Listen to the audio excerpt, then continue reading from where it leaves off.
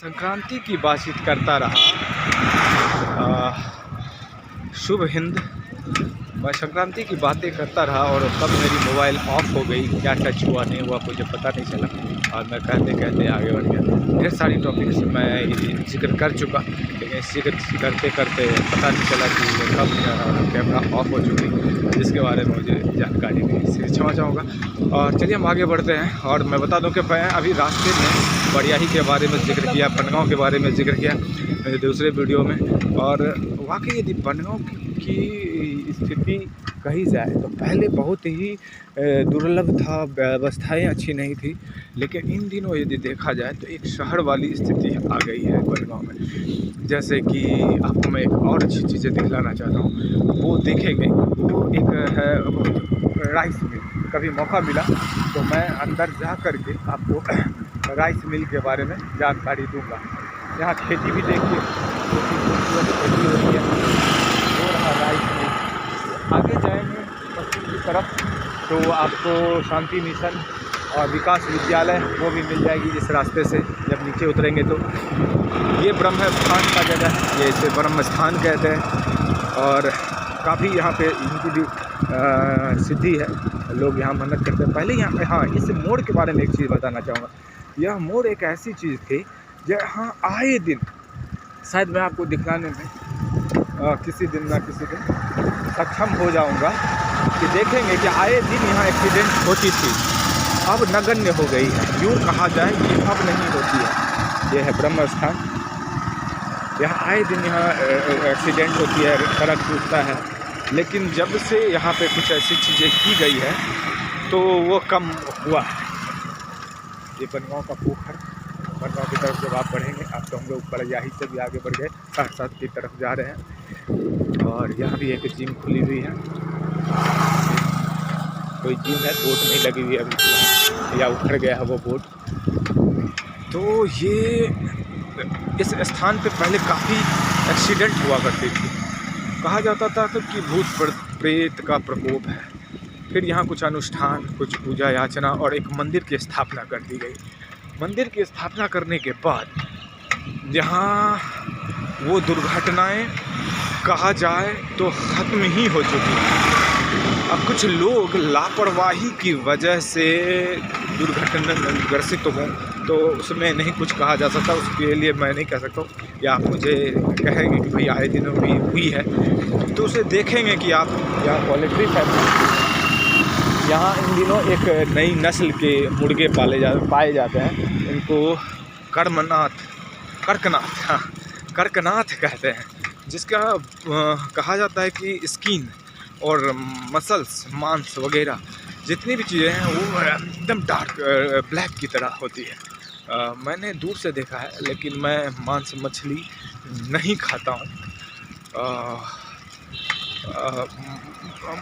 ये मैं बचपन में खाया था, लेकिन मुझे खाने की इच्छा, सच बताता हूँ,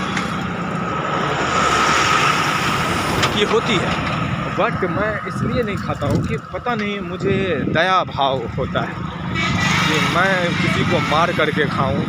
ये मेरा व्यक्तिगत सोच है। मैं इसमें किसी को प्रिस्क्राइब, सुझाव और प्रेशर या दबाव नहीं डालना चाहता हूं कि आप भी ऐसा करें, लेकिन ये मेरी है हृदय है इस चीज़ को। ऐसा नहीं है कि मैं ये सारी चीज़ें करूं और लोगों को कहूं कि आप भी खाओ या ना खाओ, लेकिन मैं नहीं खाता हूं, मुझे नहीं पसंद। ना मैं मांस खाता हूं, ना मछली खाता हूं, ना ही मैं किसी टाइप की चिड़िया या किसी भी तरह का मांस भक्षण मैं नहीं करता। और ये देखिए बनगांव में एक खासियत और है कि आपको पेड़ की एक से एक नस्ल, क्वालिटीज़, ब्रीड्स मिलेंगे देखने के लिए, और ख़ासकर बरगद और पीपल। इसकी मैं कभी एक दिन विशेष रूप से वीडियो बनाऊंगा, आप लोगों को दिखलाऊंगा कि देखेंगे कि बरगद और पीपल की यहाँ कितनी मतलब धार्मिक रूप से उनकी मान्यता है तो पूरी दुनिया में, लेकिन यहाँ पीपल नहीं काटा जाता है, बरगद नहीं काटा जाता है। बेल का पेड़, इसके पीछे भी एक कहानी है। बेल का पेड़ जो हमारे मेरे घर पे उसकी बेल गिरने की वजह से मेरे घर को क्षति हुई।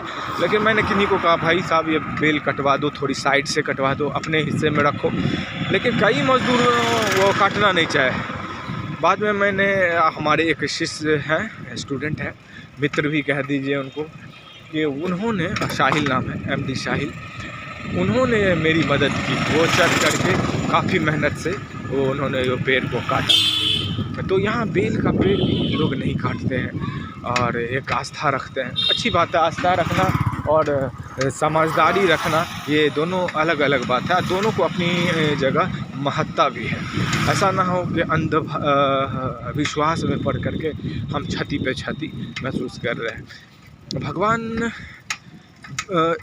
कहीं ना कहीं किसी की मृत्यु करना, हाथ करना गलत है। तो भगवान ने गीता में भी यह कहा है, जब अर्जुन यह प्रहार, जब युद्धों के बीच में वो गए और देखा अपने लोगों को, तो उनको लगा कि हे केशव, हे मित्र, हे कृष्ण, हे गुरु, मैं यह हत्या कैसे करूँगा? ये तो मेरे भाई हैं, पिता हैं, पुत्र हैं, काका हैं, मेरे बच्चे हैं, और इनकी मैं हत्या कैसे कर सकता हूँ?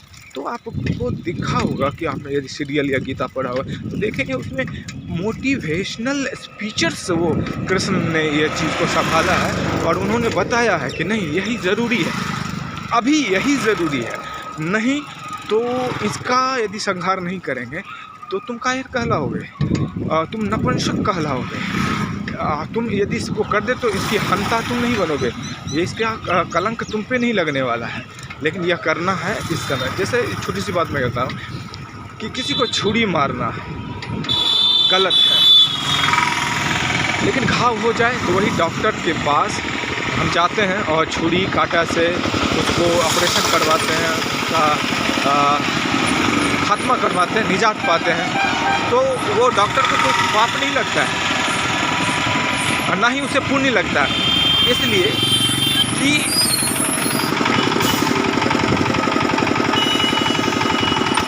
अभी एक्सीडेंट होते होते बच गई।